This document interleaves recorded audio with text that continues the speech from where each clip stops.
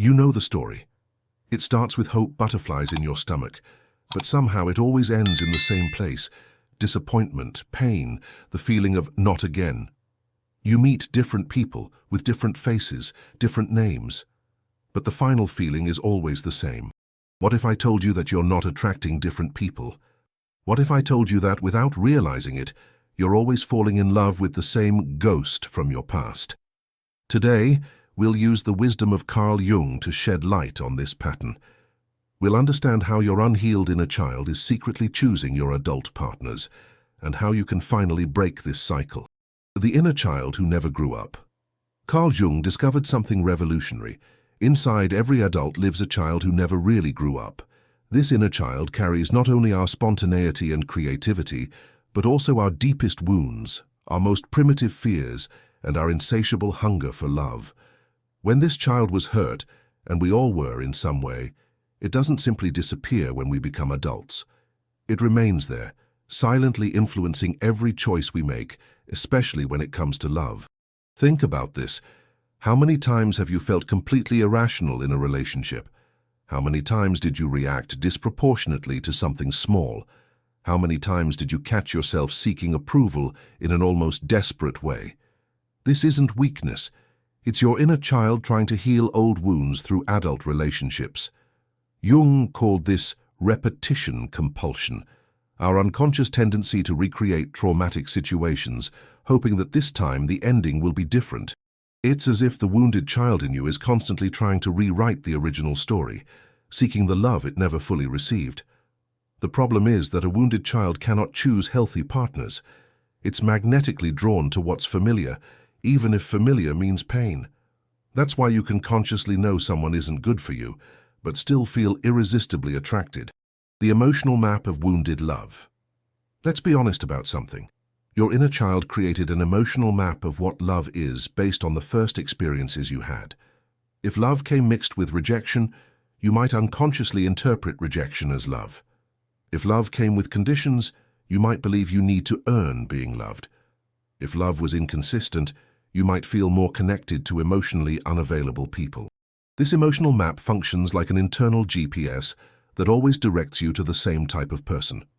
You might think you're choosing consciously, but you're actually being guided by neurological patterns formed before you even had words to describe your feelings. Jung observed that we repeat what hasn't been resolved. If you didn't receive consistent emotional validation in childhood, you'll seek partners who give you crumbs of validation, enough to keep you addicted, but never enough to completely satisfy you. It's a perfect cycle of neediness that never resolves. The wounded inner child has its own logic. If I can make this person love me completely, I'll finally prove I'm worthy of love. But here's the problem. You're trying to heal a childhood wound through an adult who probably has their own unresolved wounds. The ghosts of the past in adult bodies. Every person who hurts you in a relationship isn't really a new person. It's a ghost from your past wearing a different mask. Jung called this projection, when we transfer unresolved aspects of our own psyche onto others. Maybe you always fall for emotionally distant people because your father was emotionally unavailable, and your inner child is still trying to win his love. Maybe you attract critical partners because your mother could never give you unconditional approval, and part of you still believes that true love comes with judgment. Or maybe you're drawn to people who need to be saved because as a child, you learned you were only valuable when you were taking care of someone. Your inner child learned that love is work, is effort, is constantly proving your worth. What makes this even more complex is that these patterns are mutually attractive. Your wounded inner child recognizes the wounded inner child in others, and you connect through the wounds. It's as if two wounded people meet and say, finally, someone who understands my pain. But then they start hurting each other in the same ways they were hurt. Jung said that what we most fear finding in others is exactly what we deny in ourselves. If you attract people who abandon you, look at how you abandon yourself. If you attract controlling people, examine how you try to control others. The external world is always a reflection of the internal world. The toxic dance of the inner child. When two wounded inner children meet in adult bodies, they create a toxic dance that can last for years. It's an unconscious choreography where each triggers the other's trauma in a cyclical way. For example, you might have learned in childhood that love means sacrificing your needs for others. So you attract someone who learned they can take what they want without giving anything in return. Your inner child thinks, finally I can show my love through sacrifice, while their inner child thinks, finally, someone who won't abandon me, no matter what I do. But here's the problem. Sacrifice isn't love, it's fear in disguise. And taking without giving isn't receiving love, it's avoiding real intimacy. You're both playing roles based on old wounds, not creating a genuine adult relationship.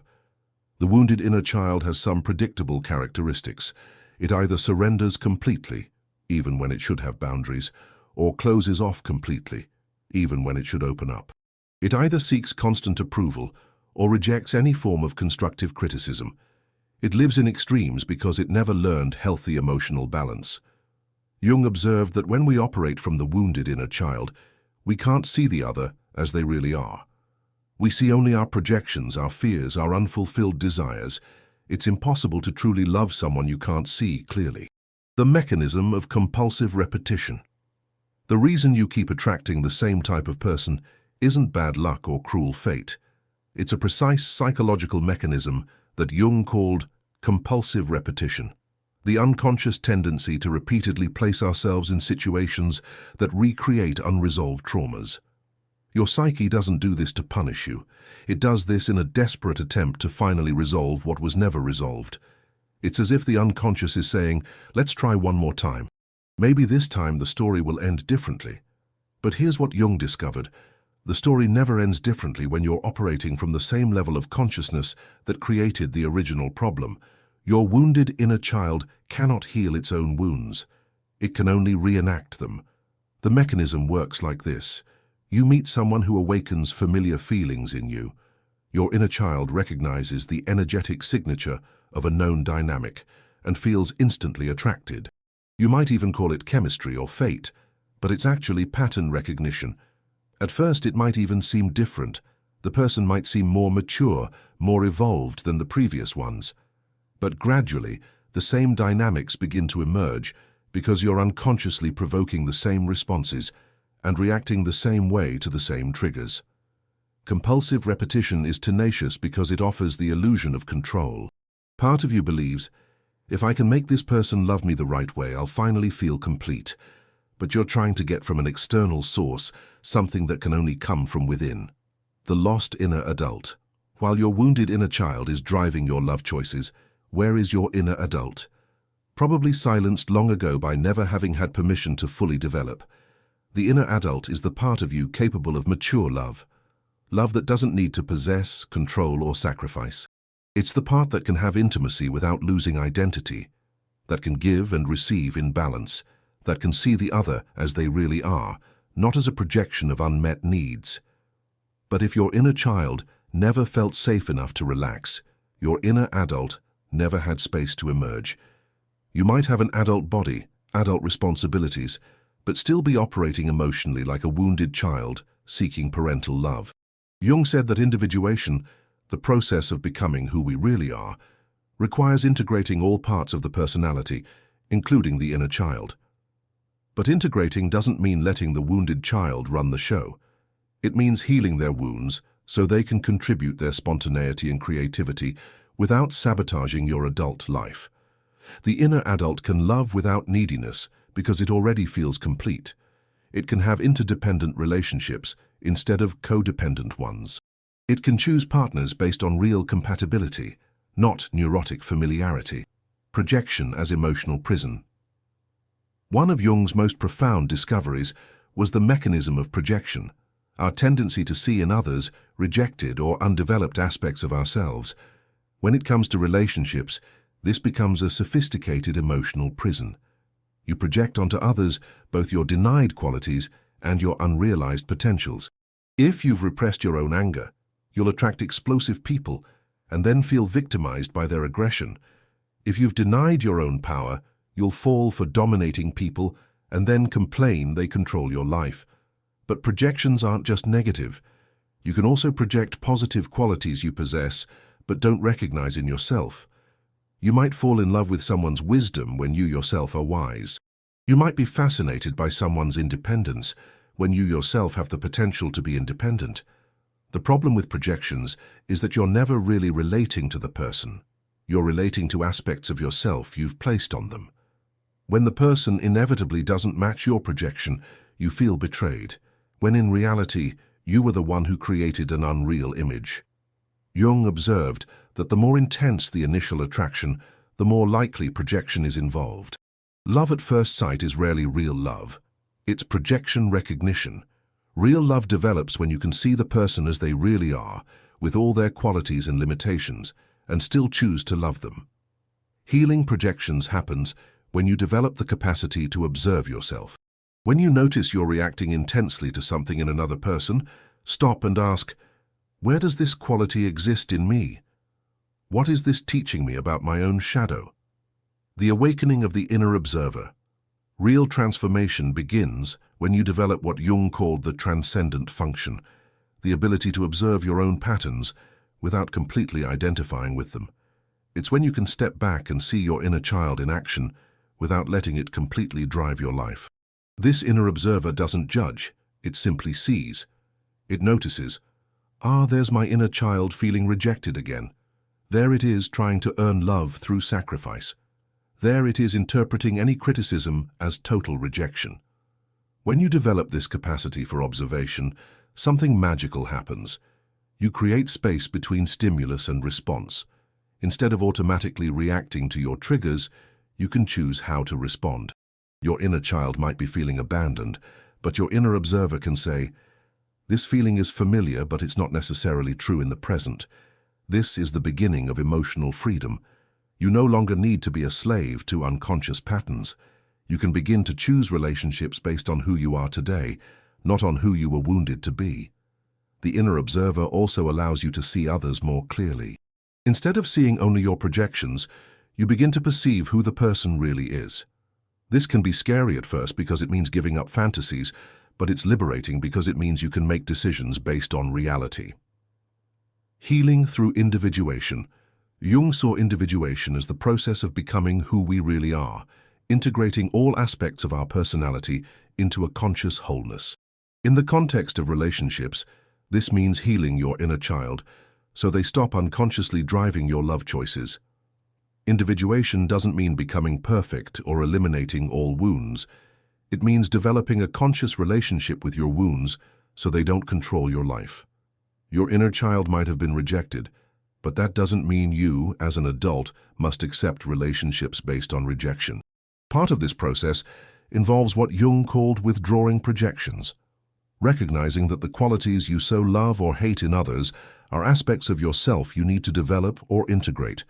If you always fall for free people, maybe it's time to develop your own freedom. If you attract controlling people, maybe you need to examine your own relationship with power. Individuation also requires you to stop seeking your other half and start becoming a whole human being. Healthy relationships aren't about two halves completing each other. They're about two whole people choosing to share their lives. When you're in the process of individuation, your criteria for relationships change completely. Instead of seeking someone who awakens your wounded inner child, you seek someone who complements your integrated inner adult. Instead of seeking neurotic familiarity, you seek mutual growth. The exercise of the letter to your inner child. Here's a powerful exercise that can begin to transform your relationship patterns. Write a letter to your inner child about your past relationships. Sit in a quiet place and imagine yourself talking to yourself at 7 years old. This child might be confused, hurt, trying to understand why love always comes with pain. Write to them with the wisdom and compassion you have today. Start like this. Dear child, I know you're trying to find the love you never fully received. I know you believe you need to try, sacrifice, be perfect to deserve love. But I want to tell you something important. Continue the letter explaining to your inner child that they deserve unconditional love, that they don't need to tolerate crumbs of affection, that they can be loved exactly as they are. Explain that you as an adult will start making different choices that honor their value. End the letter promising that you won't allow partners to treat your inner child the way they were wounded in the past. Promise you'll learn to be the protective and loving adult they always needed. After writing, read the letter aloud. You might cry. That's normal and healing. Your inner child has been waiting decades to hear these words from you. Breaking the cycle. New patterns of choice. Once you begin developing awareness about your patterns, you can start making different choices. This doesn't mean you'll immediately attract perfect partners, but it means you can start recognizing red flags earlier and responding to them maturely. The first change is temporal.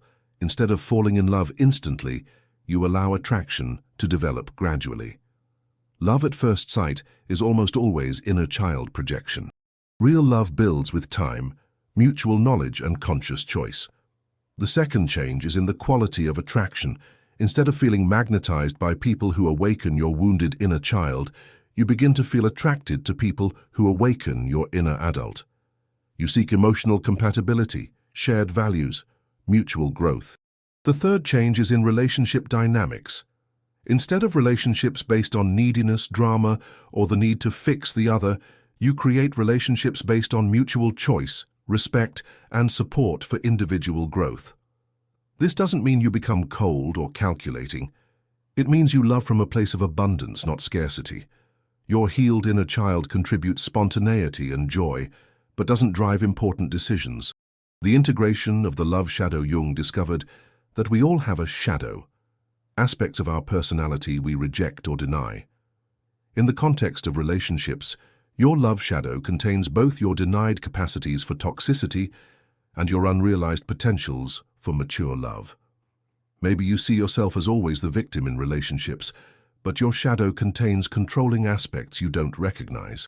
Maybe you pride yourself on being independent, but your shadow contains intimacy needs you deny.